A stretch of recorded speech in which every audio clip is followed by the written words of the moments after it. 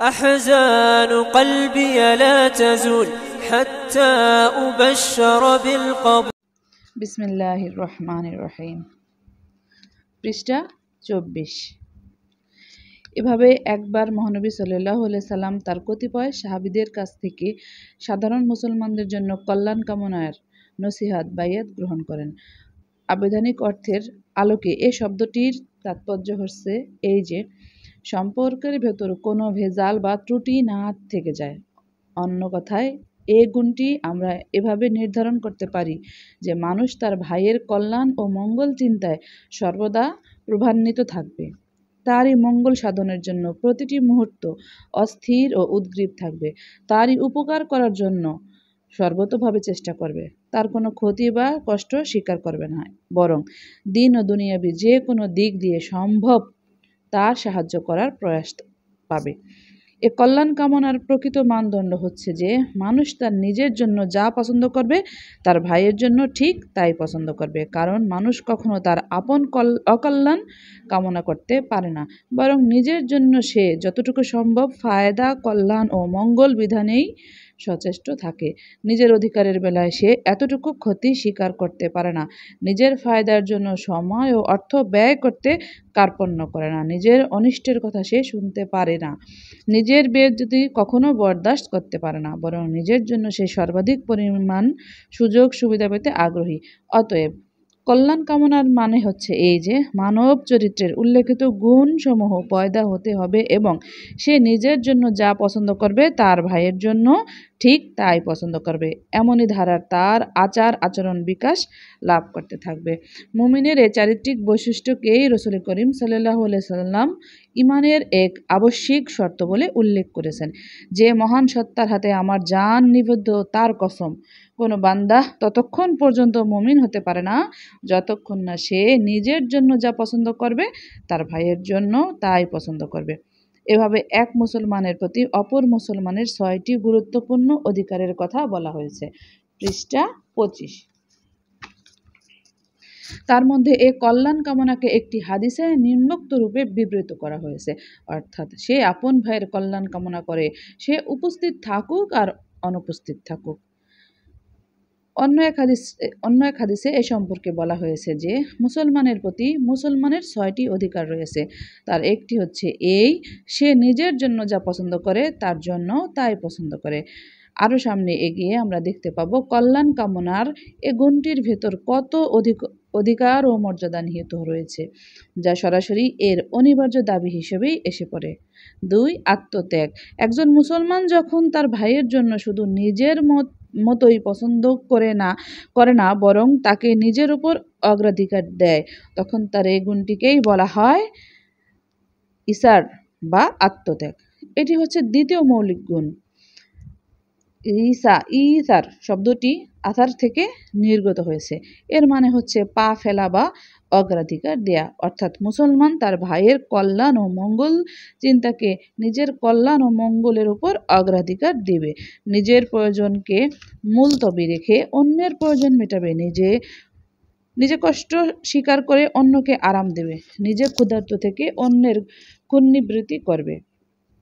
নিজের জন্য দরকার হলে স্বভাব প্রকৃতির প্রতিকূল জিনিস মেনে নেবে, কিন্তু স্বীয় ভাইয়ের দিলকে যথাসম্ভব অপ্রীতিকর অবস্থা থেকে রক্ষা করবে। বস্তুত এ হচ্ছে উন্নত চারিত্রিক বৈশিষ্ট্য। এটা সবার কাছ থেকে আশা করা যায় না, কারণ এর ভিত্তিমূলে কোনো অধিকার বা কর্তব্য নির্ধারণ করে দেওয়া হয়নি। অবশ্য এর ভিত্তিতে অপরিসীম চারিত্রিক মহত্বের কথা বিবৃত হয়েছে। পৃষ্ঠা ২৬।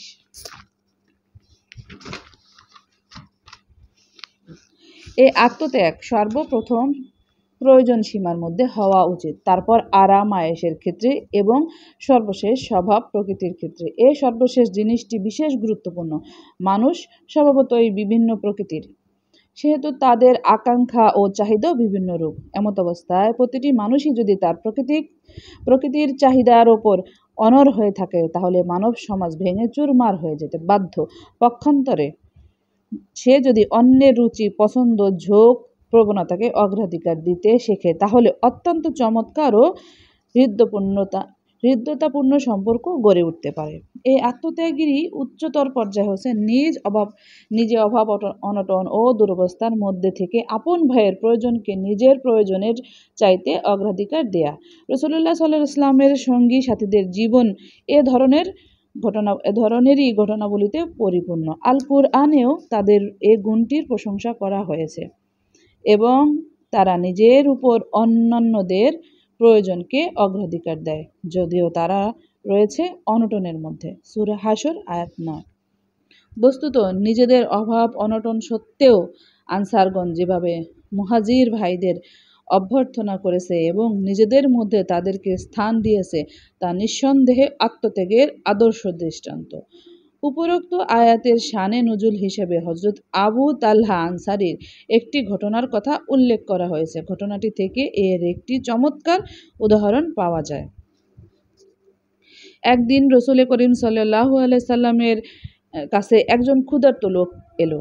তখন তার গৃহে কোনো খাবার ছিল না। তিনি বললেন, যে ব্যক্তি আজ রাতে এ লোকটিকে মেহমান হিসেবে রাখবে, আল্লাহ তার প্রতি করুণা বর্ষণ করবেন। হযরত আবু তালহা লোকটিকে নিজের ঘরে নিয়ে গেলেন, কিন্তু ঘরে গিয়ে স্ত্রীর কাছ থেকে জানতে পারলেন যে ঘরে শুধু মেহমানদের পেট ভরার মতো খাবারই আছে। তিনি বললেন, ছেলে মেয়েদের খাইয়ে বাতি নিভিয়ে দাও, আমরা উভয়ে সারা রাত অভুক্ত থাকব। অবশ্য মেহমান বুঝতে পারবে যে আমরাও খাচ্ছি। অবশেষে তারাও তাই করলেন। সকালে রাসূলুল্লাহ সাল্লাল্লাহু আলাইহি ওয়াসাল্লামের খেদমতে হাজির হলে তিনি বললেন, আল্লাহ তাআলা তোমার এ সদাচরণে অত্যন্ত খুশি হয়েছেন। পৃষ্ঠা ২৭। এবং সেই সঙ্গে এই আয়াতটিও পড়ে শোনালেন। এ তো হচ্ছে আর্থিক অনটনের মধ্যে আত্মত্যাগের দৃষ্টান্ত, কিন্তু এর চাইতেও চমৎকার ঘটনা হচ্ছে এক জিহাদের যাকে আত্মত্যাগের চরম পরাকাষ্ঠা বলা হয়েছে। ঘটনাটি হচ্ছে এই: যুদ্ধের ময়দানে একজন আহত লোকের কাছে পানি নিয়ে যাওয়া হলো। ঠিক সে মুহূর্তে নিকট থেকে অপর একজন লোকের আর্তনাদ শোনা গেল। প্রথমে লোকটি বলল, ওই লোকটির কাছে আগে নিয়ে যাও। দ্বিতীয় লোকটির কাছে গিয়ে পৌঁছালো, আবার একই ঘটনার পুনরাবৃত্তি হলো এবং সে মুমূর্ষু অবস্থায়ও লোকটির নিজের সঙ্গীর প্রয়োজনকে অগ্রাধিকার দিল। এভাবে ষষ্ঠ ব্যক্তি পর্যন্ত একই অবস্থার পুনরাবৃত্তি ঘটল এবং প্রত্যেকেই নিজের উপর অন্যের প্রয়োজনকে অগ্রাধিকার দিতে লাগলো। কিন্তু ষষ্ঠ ব্যক্তির কাছে গিয়ে দেখা গেল তা জীবন প্রদীপ ইতিমধ্যে নিভে গেছে। এভাবে প্রথম লোকটির কাছে ফিরে আসতে আসতে একে একে সবারই জীবনাবসান হলো। আত্মত্যাগের অন্য একটি অর্থ হচ্ছে নিজে অপেক্ষাকৃত নিম্নমানের জিনিসে তুষ্ট থাকা এবং নিজের সাথীকে উৎকৃষ্ট জিনিস দান করা। একবার রাসূলুল্লাহ সাল্লাল্লাহু আলাইহি ওয়াসাল্লাম একটি জঙ্গলের মধ্য দিয়ে যাচ্ছিলেন। তিনি দুটি মেসওয়াক কাটলেন। তার একটি ছিল সোজা এবং অপরটি ছিল বাঁকা। তার সঙ্গে একজন সাহাবী ছিলেন। তিনি সোজা মেসওয়াকটি তাকে দিলেন এবং বাঁকাটি রাখলেন নিজে। সাহাবী বললেন, ইয়া রাসূলুল্লাহ, এটি ভালো এবং আপনার জন্য উত্তম। তিনি বললেন, কেউ যদি কোনো ব্যক্তির সঙ্গে ১ ঘণ্টা পরিমাণও সংস্রব থাকে, তবে কিয়ামতের দিন তাকে জিজ্ঞাসা করা হবে, এই লোকটি কি সংস্রবকালীন হক আদায়ের প্রতি লক্ষ্য রেখেছে কিংবা তাকে নষ্ট করেছে? কিমিয়ায়ে সাদাকা। বস্তুত আত্মত্যাগ ও সংস্রবের একটি হক দ্বারা তার প্রতি ইশারা করা হয়েছে। ৩. আদল বা সুবিচার। চরিত্রের দুটো গুরুত্বপূর্ণ মৌলিক গুণ হচ্ছে আদল ও ইহসান। মুমিন যদি এ গুণ দুটো অনুসরণ করে, তাহলে শুধু সম্পর্ক ছেদের কোনো কারণই মাথা তুলে দাঁড়াতে পারবে না, তাই নয়, বরং সম্পর্ক অত্যন্ত মধুর হয়ে উঠবে। পৃষ্ঠা ২৮। তাই এই গুণ দুটোই সম্পর্কে আল্লাহ তাআলা আদেশসূচক ভঙ্গিতে ইরশাদ করেছেন। আল্লাহ তাআলা আদল ও ইহসানের উপর অবিচল থাকার নির্দেশ দিয়েছেন। সূরা নাহল আয়াত ৯। এখানে আল্লাহ নির্দেশ দিয়েছেন। এ বচন ভঙ্গিটি বিশেষভাবে লক্ষণীয়। আদল সম্পর্কে ধারণার মধ্যে দুটো মৌলিক সত্য নিহিত রয়েছে। প্রথম, লোকদের অধিকারের বেলায় সমতা ও ভারসাম্য বজায় রাখতে হবে। দ্বিতীয়, প্রত্যেকের অধিকার স্বাধীন ও নিরপেক্ষভাবে বুঝিয়ে দিতে হবে। আর আদলের নির্দেশ এর দাবি এই যে, প্রতিটি লোকের নৈতিক, সামাজিক, তামাদ্দুনিক, রাজনৈতিক, অর্থনৈতিক ও আইনগত প্রাপ্যাধিকারকে পূর্ণ ইমানদারির সঙ্গে আদায় করতে হবে। অর্থাৎ একজন মুসলমান তার ভাইয়ের সকল শরিয়াত সম্মত প্রাপ্য অধিকার আদায় করবে, শরিয়াতের ইচ্ছা অনুযায়ী নিজের প্রতিটি বিষয় সিদ্ধান্ত গ্রহণ করবে, শরিয়াতের দাবি অনুযায়ী আচরণ করবে, শরিয়াতের নির্দেশ অনুসারে ব্যবহার করবে, কেননা শরিয়াতের মধ্যে আদলের সমস্ত বিধিবিধান পরিপূর্ণ এবং সুন্দরভাবে সন্নিবেশিত হয়েছে। এবং আমি তাদের রসুলদের সাথে অবতীর্ণ করেছি কিতাব ও মানদণ্ড, ন্যায় নীতি, যাতে মানুষ ইনসাফ প্রতিষ্ঠা করতে পারে। সূরা হাদীদ আয়াত 25। অনুরূপভাবে শরিয়াত এটাও দাবি করে যে কারো কাছ থেকে অনিষ্টকারিতার বদলা নিতে হলে যতটুকু অনিষ্ট করা হয়েছে ততটুকুই নেবে। যে ব্যক্তি এর চাইতে সামনে অগ্রসর হলো সে আদলেরই বিরুদ্ধাচরণ করল। আদলের বিস্তৃত ব্যাখ্যা ও পূর্ণাঙ্গ ধারণা নবী করিম সাল্লাল্লাহু আলাইহি ওয়াসাল্লামের একটি হাদিসে বিবৃত হয়েছে। উক্ত হাদিসে আল্লাহর তরফ থেকে নির্দেশিত 9টি বিষয়ের উল্লেখ করা হয়েছে। তার একটি হচ্ছে এই আয়াত 29। গজবের অবস্থা হোক আর সন্তুষ্টির, যে কোনো অবস্থায় আদলের বাণীর উপর কায়েম থাকো। প্রকৃতপক্ষে পূর্ণাঙ্গ চরিত্রের বুনিয়াদী লক্ষণ এই যে মানুষের অন্তঃকরণের অবস্থা যাই হোক সে আদলের পথ থেকে বিচ্যুত হবে না। তার ভেতর এতটা চরিত্র বল থাকতে হবে যে তার ভাইয়ের সাথে তার যতই মনোমালিন্য বা মন কষাকষি থাকুক না কেন, নিজের কায় কারবার ও আচার ব্যবহারকে সে শরীয়তের মানদণ্ড থেকে বিচ্যুত হতে দেবে না। এ আদলেরই পরবর্তী জিনিস হচ্ছে ইহসান। এটি আদলের চাইতে বাড়তি একটা জিনিস। ইহসান সদাচরণ। পারস্পরিক সম্পর্কের ক্ষেত্রে ইহসানের গুরুত্ব আদলের চাইতেও বেশি। আদলকে যদি সম্পর্কের ভিত্তি বলা যায় তবে ইহসান হচ্ছে তার সৌন্দর্য ও পূর্ণতা। আদল যদি সম্পর্ককে অপ্রীতি ও তিক্ততা থেকে রক্ষা করে তবে ইহসান তাতে মাধুর্য ও সম্প্রীতি সৃষ্টি করে। বস্তুত প্রত্যেক পক্ষই কেবল সম্পর্কের ন্যূনতম মানটুকু পরিমাপ করে দেখতে থাকবে আর প্রাপ্যাধিকারে এতটুকু কম ও অন্যের দেয়া অধিকারে এতটুকু বেশি স্বীকার করবে না। নিছক এতটুকু ভিত্তির ওপরই কোনো সম্পর্ক বেশি দিন টিকে থাকতে পারে না। এমন সাদাসিধা সম্পর্কের ফলে সংঘর্ষ হয়তো বাঁধবে না, কিন্তু ভালোবাসা, আত্মত্যাগ, নৈতিকতা ও শুভাকাঙ্ক্ষার যে নিয়মগুলো জীবনে আনন্দ ও মাধুর্য সৃষ্টি করে তা থেকে সে বঞ্চিত হবে। কারণ এই নিয়ামতগুলো অর্জিত হয় ইহসান তথা সদাচরণ, অকৃপণ ব্যবহার, সহানুভূতিশীলতা, শুভাকাঙ্ক্ষা, খোশমেজাজ, ক্ষমাশীলতা, পারস্পরিক শিষ্টাচার, সৌজন্যবোধ, অন্যকে অধিকারের চাইতে বেশি দেয়া এবং নিজে অধিকারের চাইতে কম নিয়ে তুষ্ট থাকা ইত্যাকার গুণরাজি থেকে। এই ইহসানের ধারণা 9টি বিষয়ে সম্মানিত হাদিসে 3টি বিষয়কে পূর্ণাঙ্গ সুস্পষ্ট করে তোলে। পৃষ্ঠা 30। যে ব্যক্তি আমার থেকে বিচ্ছিন্ন হবে আমি তার সঙ্গে যুক্ত হব, যে আমাকে অধিকার থেকে বঞ্চিত করবে আমি তাকে তার অধিকার বুঝিয়ে দেব, এবং যে আমার উপর জুলুম করবে আমি তাকে মার্জনা করে দেব। সূরা রাদ আয়াত 22। অর্থাৎ চরিত্রের এ গুণটি দাবি করে যে মানুষ শুধু তার ভাইয়ের ন্যায় ও পুণ্যের বদলা অধিকতর ন্যায় ও পুণ্যের দ্বারাই দেবে তাই নয়, বরং সে অন্যায় করলেও তার জবাবে ন্যায় দ্বারাই দিবে। তারা অন্যায় ও পাপকে ন্যায় ও পুণ্যের দ্বারা নিরসন করে থাকে। সূরা কাসাস আয়াত 54। 4 রহমত। এই 4টি গুণের পর পঞ্চম জিনিসটির জন্য আমি রহমত শব্দটি ব্যবহার করব। অবশ্য এর জন্য আরো বহু পরিভাষা ব্যবহৃত হয়েছে। আমি রহমত শব্দটি এজন্য ব্যবহার করছি যে খোদ আল্লাহ তাআলাই মুসলমানদের পারস্পরিক সম্পর্কের চিত্র আঁকবার জন্য এ শব্দটি বেছে নিয়েছেন। এটা তার অর্থের ব্যাপকতার দিকেই আঙ্গুলি নির্দেশ করে। আল্লাহ রসুল মুহাম্মদ এবং তার সঙ্গী সাথীগণ কাফেরদের প্রতি কঠোর এবং পরস্পরে রহমশীল। সূরা ফাতাহ আয়াত নম্বর 29। এই গুণটিকে সঠিকভাবে বুঝবার জন্য আমরা একে হৃদয়ের নম্রতা ও কোমলতা বলে উল্লেখ করতে পারি। এর ফলে ব্যক্তি আচরণে তার ভাইয়ের জন্য গভীর ভালোবাসা, স্নেহ, প্রীতি, দয়া, দরদ ও ব্যাকুলতা প্রকাশ পেয়ে থাকে। তার দ্বারা তার ভাইয়ের মনে অনুপরিমাণ কষ্ট বা আঘাত লাগবার কল্পনাও তার পক্ষে বেদনাদায়ক ব্যাপার। এ রহমতের গুণে ব্যক্তিকে জনপ্রিয় করে তোলে এবং সাধারণ লোকদেরকে তার প্রতি আকৃষ্ট করে। রাসূল সাল্লাল্লাহু আলাইহি ওয়াসাল্লাম রাসূল সাল্লাল্লাহু আলাইহি ওয়াসাল্লামের প্রধান গুণারাজির মধ্যে এটিকে পৃষ্ঠা 31 এটিকে কোরআনে একটি অন্যতম গুণ বলে উল্লেখ করেছে এবং দাওয়াত ও সংগঠনের ব্যাপারে এর কয়েকটি দৃষ্টান্ত পেশ করা হয়েছে। নিঃসন্দেহে তোমাদের কাছে তোমাদের ভেতর থেকেই নবী এসেছেন।